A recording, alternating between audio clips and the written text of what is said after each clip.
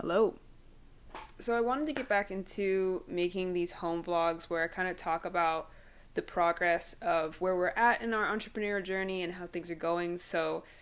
Um, Primarily up to this point, a lot of our income has been from W-2 work, from my wife's sales commissions, and from our investments. So when you think of Rich Dad Poor Dad and his four cash flow quadrants, we sit in the I and the employee. So we're employees and investors. And this year, what's been really exciting is that we launched our first business, and it's actually two different businesses within one company name, but we offer creative financial solutions. So, if people aren't able to get funding from a specific bank, then we have our connections that can provide them funding. And it's been a learning journey between not only how to be in that industry, but also how to create a company, start a company, and market for it. So it's been really good. We've built a lot of great relationships within the 6-7 months that we've been in it, and there's still a lot to do. And I think that's been what the coolest part about running our own business is we can think of infinitely more ways to do what we want to do, and picking the most time effective and resource efficient direction for us to grow ourselves. Yeah, but it's been a lot of learning. It's definitely a learning curve, and we're enjoying doing it. I think that's the biggest. And with anything that you're doing, especially if you're going to run a business, you want it to be something that you care about, something that you enjoy, and um, because it's our business, we can kind of set the tone, the culture, the work hours. It's been good, but also balancing running a business and working our W-2 jobs plus investing, it starts to add up. And so been working on like more of my time management skills and trying to time block a little bit more effectively. But yeah, I guess the big crowning jewel that I wanted to talk about is that in 2021, my wife and I broke six figures. And it wasn't our I guess it was our first year making six figures together. I know that typically when you do combined incomes, that, if two people are making $50,000 a year, then you come out with a $100,000 salary. Okay, that's easy six figures. Well, we did it a little less conventionally. Saley wasn't working for half the year, and then she was focused on running our business, getting everything set up. And then the other half of the year, we were deep in investments. We were both working our asses off, and um, one of our investments paid back 5x. So that was really, really exciting. It allowed us to take that next step to reinvesting into our business and to start it off, because let me tell you, starting off a business is not cheap. If I can give any advice, get a Chase bank account. They usually will do a open sign-on bonus. So when it's like $2,000 that you have to keep in the account at all times, but as a business account, when you can have it, immediately pulling all of your expenses from that account, plus, you did get a sign-on bonus just for keeping your money there, doing a few minimum transactions. I think it was like you had to do 6 transactions of $10 or more. Um, yeah, you get a great promo rate on top of it. But it's been a good journey, and in terms of how we made six figures last year, we didn't even realize it. I think that's the most interesting part, is when we were finally filling out our taxes, we realized, oh wow, we made a lot more money than we thought last year. Even with Saley only working half of the year, the reason we were able to do that was because of our investments. So, it felt like 2021 we were broke the whole time. It felt like we were struggling a lot of it. It felt like we weren't making as much progress as we were in 2019 or 2020. But when tax season rolled around, we were like, oh, we did a good job. And the reason that we never realized that we had made so much money in the first place was because we had built a system around how we spent our money. So the moment that we would get, either a commission check or just any extra money, we would immediately put into an investment, whether we were applying it towards an investment that we took out with some debt. So, for example, like we own a few plots of land, and if we get extra money, we're going to buy another plot of land, or we're going to reduce the debt on one of those plots of land. So it was just a constant reinvestment cycle that turned out to be pretty profitable for us. And going into this year, we're trying to do the exact same thing. So there are people out there like that I really look up to, other YouTubers such as Andre Geek, or like Graham Stephan, who can kind of reflect and describe what that period from like zero to millionaire really was like. And it does take sacrifice. We felt that sacrifice. We felt like we weren't able to go out and eat like we used to. We couldn't go on, expensive trips like we used to. But in all reality, we could have at any point. We just made the decisions consistently to prioritize investing over anything else. So long-term wise, it was a really great decision. And then coming into 2022, we're sitting on a nice nest egg. If the stock market, if the real estate crash, if the dollar isn't the gold standard anymore, or the world standard, we still feel like we're okay because of how we've set ourselves up in this system. And so I kind of wanted to walk through and share a little bit more about what my strategy for 2022 is, and hopefully you can take some from it and walk away feeling a little bit more confident with your own investment decisions. All right.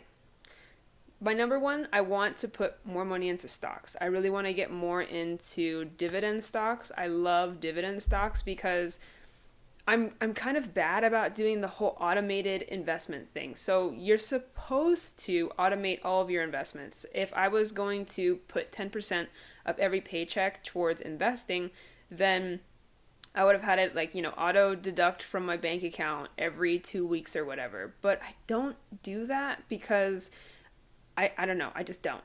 And so when I do invest, it goes a little everywhere. I'm just trying to get more consistent with putting the time into researching my stocks. I'm big on my research. I want to look at their financial statements. I want to compare their financial statements to their competitors' financial statements. What are their 5-year plans? What is their earnings per share? What is their cash flow statement look like? I really am, that accounting is my world. And so when I'm making a financial decision, I'm going to be looking more at more at companies' financial statements than anything else. So I want to do more dividend stocks. I like stocks that will automatically pay me. I don't have to keep putting money into my account. And so as that dividend amount keeps growing, I can just log into my account at a later point and instantly reinvest all of those dividends into whatever stocks I'm looking at next. When I look at dividend stocks, if I was to recommend any, I would recommend, the Charles Schwab or the Goldman Sachs ETFs. They do dividend ETFs, which are pretty steady. I think that of all the lending financial institutions that are out there, I wouldn't invest in Bank of America. I wouldn't invest in Wells Fargo. I would go for more of those upper tier type of investing companies. They're the ones who put more focus and resources behind where they're going to allocate their money as a company, and so I have a little bit more faith in them than I do in Bank of America and the typical banks.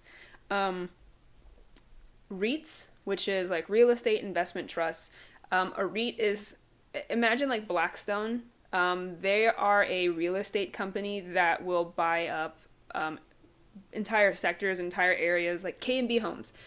K&B Homes are really big in Nevada. So if you've, if you say those big communities where it's a little bit suburbs, all the houses, like 20, 30, 50, hundreds of houses are the exact same, chances are they came from a developer like K&B Homes. K&B Homes, Blackstones, all of those type of real estate large bodies who are in charge of managing these assets, and they rent it out. So it's, if you were to rent from an apartment complex, but that apartment complex owned like hundreds of apartment complexes across the US, that would be like a REIT. It is a massive real estate body, which I find to be very diversified. Because a company is a REIT, they are required to issue a dividend. And not all REITs are the same, but there are some that are definitely better than others. So I really like UMH and IRN. Iron Mountain, IRN, is like my number one because they've been doing so well for me through all of 2021 and into 2022. And if I get the opportunity to create an even larger position size, then I will. Moving on from dividends, I guess the next big one is trying to figure out the real estate market. For real estate, it's a little bit more tricky just because there are so many different components that feed into it.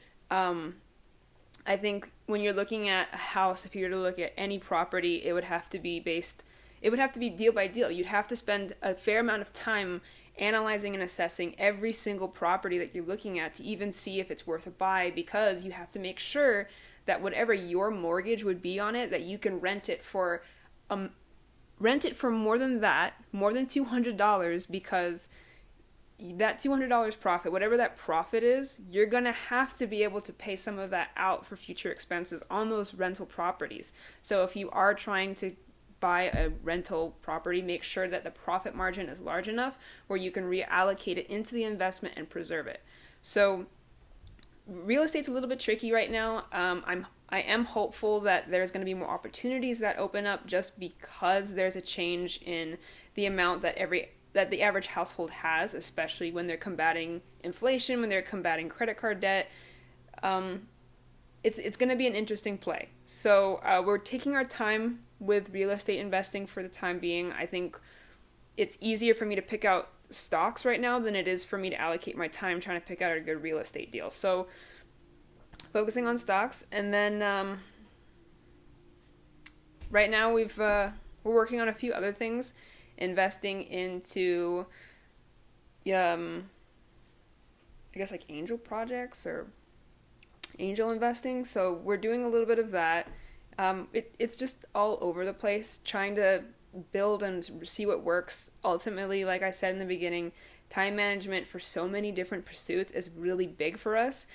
I have to make sure that anything that I'm spending my time on, whether it's in research or whether it's in actively doing, I have to balance it with our business. So we're, in all those quadrants, we have the employee, business, investor, and then S Corp. So we're basically in all four quadrants right now, so it's been really busy, and but I enjoy it. It's the kind of busy that I find very fulfilling, and this is still so early into our entrepreneurial journey. It's still not even a whole year of our business's life, and things are going in a good direction.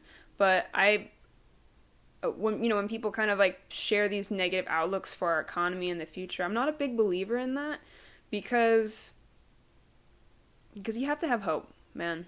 Like, you have to believe in something, and if you believe the world's just gonna burn in fire, then that's a little too boring for me. But yeah, that's my investment strategy for 2022, and I hope that you gained value from this. I hope that maybe you felt a little bit more inspired hearing somebody else's perspective, and also knowing what the struggle looked like on the other side, just not even realizing that you had money because you were voluntarily broke the whole time. You made choices that were oriented towards your long-term goals. Well, I did that, so I hope that you can as well.